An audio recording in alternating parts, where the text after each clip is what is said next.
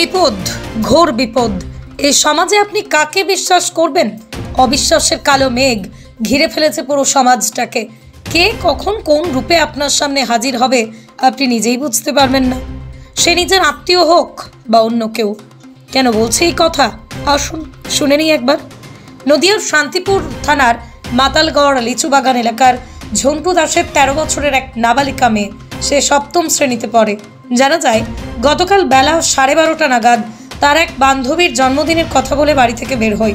ভগবানের অশেষ কৃপায় কিছুক্ষণ পরে সেই বান্ধবী ওই নাবালিকার বাড়ির ফোনে তার বান্ধবীর উদ্দেশ্যে দীর্ঘক্ষণ মেসেজ করতে থাকে।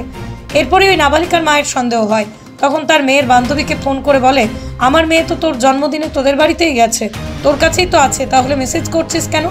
এই কথা শুনে তার বান্ধবী বলে, আজ তো আমার জন্মদিন নয়। এরপরই হতবাক হয়ে যায় তার মা। তখনই শান্তিপুরের বিভিন্ন এলাকা সহ শান্তিপুর স্টেশন থেকে শুরু করে হাওড়া স্টেশন সব জায়গাতেই খোঁজাখুঁজি করে মেয়েকে না পেয়ে যখন ফিরে আসছে, সেই সময় একটি অচেনা নাম্বার থেকে ফোন আসে। ফোন ধরতেই শুনতে পায় তাদের ওই নাবালিকা মেয়ের কণ্ঠস্বর। সে জানায় তার এক পাতানো দিদির সাথে তামিলনাড়ু চলে যাচ্ছে, এখন তারা ট্রেনে। তখন পরিবার থেকে ওই দিদির সাথে কথা বলে তাদের মেয়েকে ফেরত দিয়ে যেতে বললে ওই পাতানো দিদি রাজি না হয় পরিবার থেকে শান্তিপুর থানায় গিয়ে ওই নম্বর পুলিশের কাছে দিলে পুলিশ ওই মহিলাকে নাবালিকা মেয়েটিকে ফেরত দিয়ে যাওয়ার কথা বললে ওই মহিলা ফোনের সুইচ অফ করে দেয়। সেই সময় পরিবারের পক্ষ থেকে ওই পাতানো দিদির বিরুদ্ধে শান্তিপুর থানায় লিখিত অভিযোগ দায়ের করে। ওই নাবালিকার পরিবারের আশঙ্কা তাদের মেয়েকে বিক্রি করে দেওয়ার উদ্দেশ্যে ওই মহিলা কোনো প্রলোভন দেখিয়ে তাদের নাবালিকা মেয়েকে বাড়ি থেকে চলে গেছে নিয়ে। তারা চাইছে প্রশাসন যেন অতি দ্রুত তদন্ত করে সুস্থ অবস্থায় তাদের মেয়েকে উদ্ধার করে তাদের কাছে ফিরিয়ে দেয়। পাশাপাশি ওই অভিযুক্ত মহিলার বিরুদ্ধে পুলিশের কাছে কঠোর শাস্তির দাবি জানিয়েছেন পরিবারের পক্ষ থেকে। মেয়েকে হারানোর বেদনায় কান্নায় ভেঙে পড়েছে মা বাবা থেকে শুরু করে নাবালিকার পরিবারের সকল মানুষজন। আমার মেয়েকে ওরা বিক্রি করে দেবে। কালকে তখন আমার মেয়ে যখন বেরোয় তখন ঠিক 1:45 বাজে।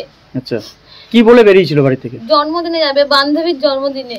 তারপর বান্ধবীর জন্মদিনে বলে বাড়ি থেকে এখন 1:45-র সময় বেরোয়। আমি তারপরে বান্ধবীর কাছে ফোন করি, ও সেখানে যায়নি। তারপরে আমি আরেক বান্ধবীর কাছে ফোন করেছি, সেও বলছে যায়নি। তখন সেই বান্ধবীটা আবার মোবাইলে শুধু SMS করে করে বলছে যে মৌহা তুই চলে গেলি বলে, ও শুধু কাঁদছে আর মোবাইলে শুধু ভিডিও কলে কাঁদছে আর শুধু নানান রকমের ইমোজ পাঠাচ্ছে, কান্নার ইমোজ পাঠাচ্ছে। তখন আমি বলছি, এই তুই কে? তুই নেমন্তন্নই যাসনি? আমি মৌহার মা বলছি, তুই কাঁদছিস কেন বল, আমার মেয়ে কোথায়? তখন ও আর ফোনও করছে না। তারপর আমি ঘরে এসে দেখি স্যার যে ও বইগুলো সব রেখে ওটা জামা কাপড় নিয়ে গেছে, আধার কার্ড, বার্থ সার্টিফিকেট দেখি ও বের করে নিয়ে গেছে। তারপরে আমি খোঁজাখুঁজি করছি, দেখি বইয়ের মধ্যে লেখা আছে যে সমু দাসের শুধু নাম্বার। তারপরে সমু দাসের নাম্বার আমি চেক করছি, শুধু সুইচ অফ। তারপরে সমু দাসের বাবাকে আমি যখন ডাক দিলাম, সমু দাসের বাবা আসলো। আসার পরে সমু দাসের বাবা যখন সমু দাসকে ফোন করলো, তখন সমু দাস বলছে আমি তামিলনাড়ুতেই আছি, আমি তো ওখানে যাইনি। আমি তখন বললাম যে তাহলে ভিডিও কলটা করো দেখি। তখন ও ভিডিও কলটাও করলো না। তারপরে সমু দাসের দিদিকে যখন আমি বলছি, ফোন করলো ওর বাবা, সমু দাসের বাবাই, ও সে নানান কথা বলছে, আমি এখন বাড়ি নেই, আমি মিটিংয়ে আছি, আমি কাজে ব্যস্ত আছি, আমি কি করে নিয়ে আসবো। তারপরে ঠিক রাত্রি 11টার সময় ফোন করেন সমু দাসের দিদি নিজেই বলছে যে আমাকে তখন, পিসি আমি বোনকে নিয়ে চলে এসেছি। আমি, কেন নিয়ে গেছো তুমি? তো বোন কান্না করছিল আমার কাছে আসবে বলে, তাই আমি ওকে নিয়ে চলে এসেছি। তা আমি বলছি তুমি বোনকে নিয়ে গেলে তা আমাকে কি বলেছো? তোমাকে যখন আমি বললাম ভিডিও করে যে তেগা বুনু কোথায় আছে বলো, তুমি তখন কেন বললে না? হ্যাঁ, তুমি তো তখন আমাকে বলতে পারতে যে হচ্ছে গা বুনু আমার কাছে আছে। তা তুমি নিয়ে গিয়ে এখন কি বলতে চাইছো? তুমি আমার মেয়েকে আমার কাছে পাঠিয়ে দাও। বলছে তা বললে হয়? 2,500 টাকা নিয়ে আমি হচ্ছে গা টিকিট কেটে আমি ওকে নিয়ে এসেছি, এখন তা বললে হয়? যোগাযোগ করা যাচ্ছে না, সবার মোবাইলে সুইচ অফ। আমার মেয়েকে ওরা যে কি অবস্থায় রেখেছে, কি করছে, আমি কোনো খোঁজ পাচ্ছি না। আমি স্যার আমি বলতে চাইছি আমার মেয়ে যেখানে থাকুক আমার কাছে আমার মেয়েকে দিয়ে যা। আমি এটাই চাই, ভালো ভালো যেন আমার মেয়ের কোনো ক্ষতি না করে।